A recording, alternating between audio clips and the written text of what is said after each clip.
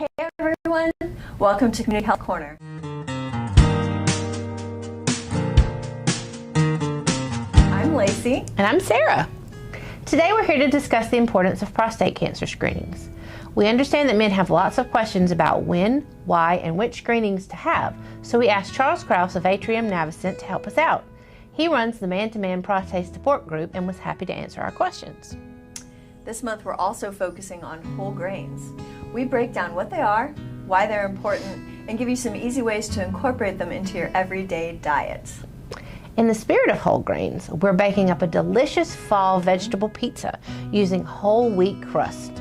We will also give you some tips and tricks to get the most out of your dollar when food shopping. When it comes to doing your grocery shopping research, reading the price tag is just as important as reading the label. Very true.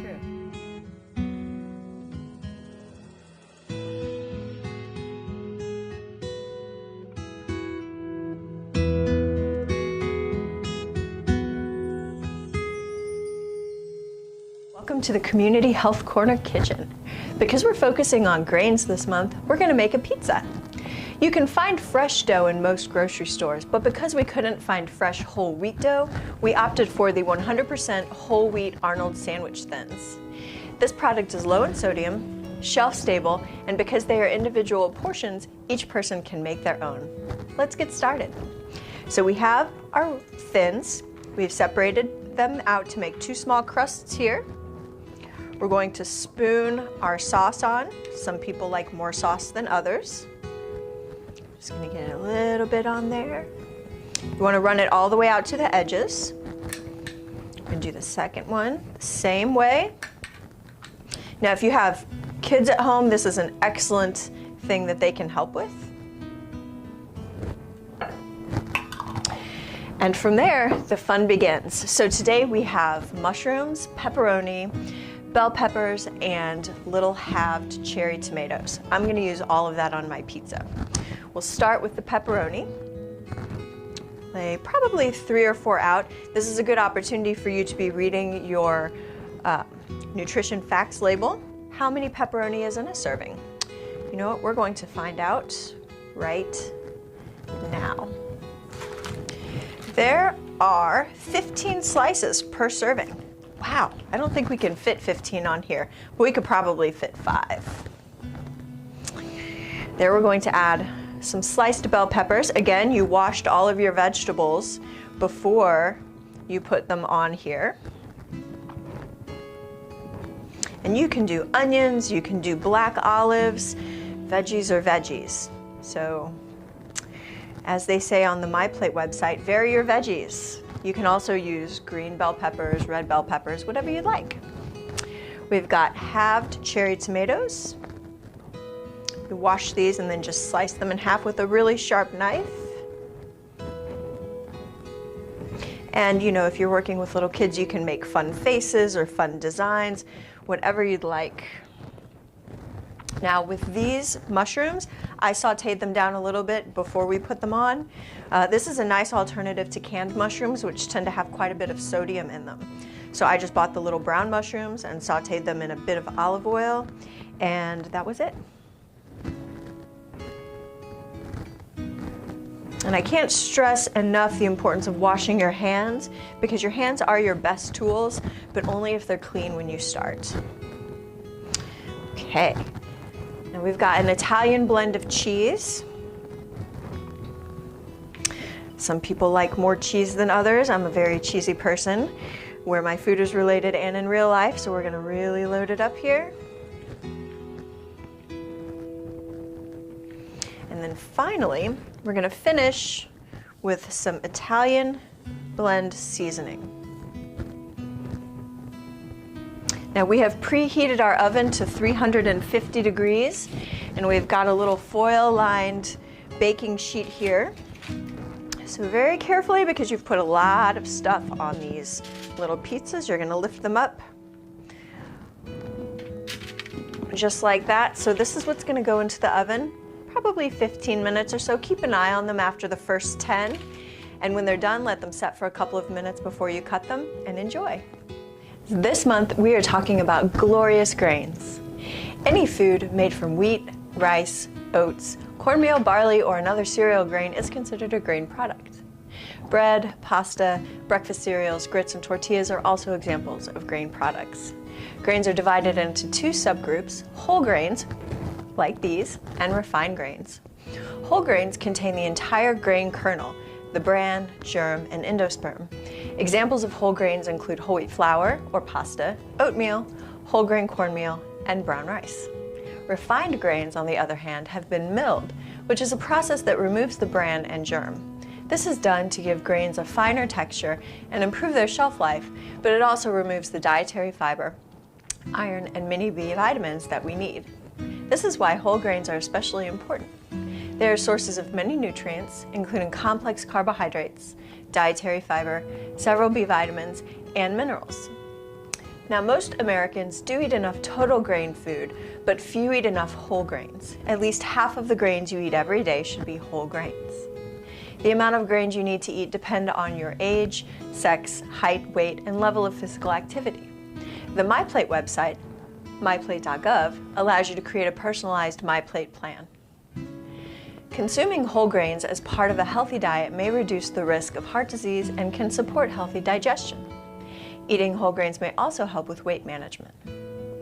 Whole wheat products are an easy way to increase your consumption of whole grains, but we have some other grains that many people don't consider or have never cooked with. Some of you may be familiar with these, such as rice, oats, but there are many other grains out there that are affordable and fun to experiment with. Wow, these look delicious. These little pizzas are fantastic for lunch or dinner, and when paired with a side salad are a complete meal. Bon appetit!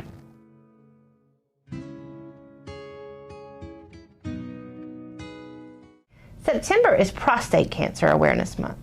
Prostate cancer affects more than 3 million men every year worldwide. It is estimated that 1 in 9 men in the United States will be diagnosed with prostate cancer this year. A lot. Early detection and a regular screening plan are keys to overcoming this disease. So tell me, Sarah, what is prostate cancer? Prostate cancer starts when cells begin to grow out of control in the prostate gland. This cancer is one of the types of cancers that may spread slowly to other areas of the body. Men with prostate cancer may not have symptoms or problems for years or even in their entire lifetime. More than half of men diagnosed with prostate cancer are over 65 years old. So when do you need to begin those screenings?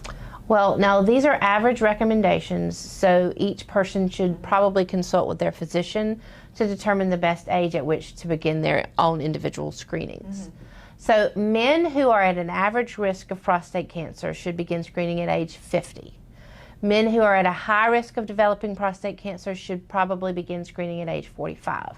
This includes black men and men who have a first-degree relative, a father or a brother, that has been diagnosed with prostate cancer at an early age. That's usually younger than 65.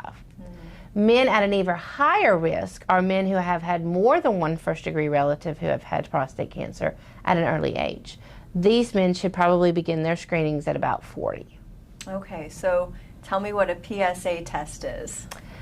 PSA stands for prostate-specific antigen and is the protein produced by normal as well as malignant cells of the prostate gland. The PSA test measures the level of PSAs in a man's blood. It's just a simple blood test and they send it off for testing. Okay. Well, what about a DRE?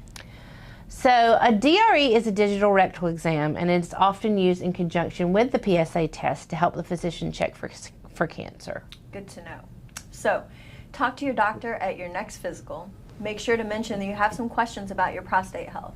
Together, you and your doctor will review your family history, your own health history, and you'll devise a plan that is right for you. If you do not have a regular doctor, then this is the perfect time to get one. If you are uninsured, there are options in our community. Medical facilities called federally qualified health centers see uninsured patients, often on a sliding scale based on your income, or at no cost. If you need assistance locating these places, please send us a message and we'll be happy to help you. Absolutely.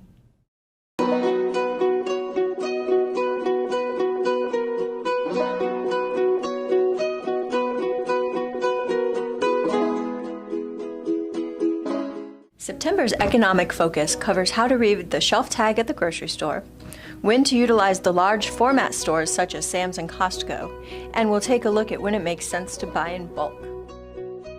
If you have never looked closely at the shelf tag that accompanies grocery store products, I would urge you to begin. There are numbers on that tag that can help you make the most cost-effective purchase, which is critical when on a budget, but an excellent practice regardless of your financial situation. The price tag on the shelf includes a ton of helpful information. The retail price is the price you pay for each item and is located at the bottom right hand of the tag. The unit price, which is smaller and in a box, is located on the left-hand side of the tag. The unit price tells you how much an item costs per pound, ounce, quart, etc. It can be very useful when comparing two items. When shopping and deciding between two items, always look at the unit price. If you're buying in bulk, this is especially useful as it will let you know how much you are paying per unit, which will help you get a better deal. By understanding how much you are paying per unit, especially when purchasing items you consume regularly, you can save a lot of money. When we think of Costco and Sam's, we have visions of giant bags of apples, 3-pack boxes of cereal, and enormous containers of string cheese. Are these stores really worth the trip and the trouble? Well, the answer is maybe. If you're shopping for a large event, have a big family, or there are products that you use every day, it makes sense to purchase them in larger quantities. However, if you have a small household, it is important not to get wowed by the low prices, especially if you end up throwing food away that went bad before you had a chance to consume it. As usual with any grocery store trip, make a list before you go.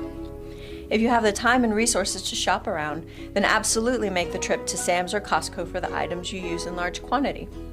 Finally, a question we get asked throughout our lives is this: is bigger always better? In the case of the container of rolled oats I used previously, the answer is yes. But again, that is because I have oatmeal for breakfast every morning, and I bake with them as well. Now, if the item you're considering is a specialty product or something you think you may not use up before it goes bad, then perhaps the smaller size makes more sense. After all, you are not saving money if you are throwing food away. So take a moment to familiarize yourself with the grocery store shelf tag. This applies not only to food, but also to things like household cleaners and body wash. Knowing what you are paying per unit will help you make a more informed purchase throughout the grocery store. So, thank you so much for joining us today. We will see you in October. Bye!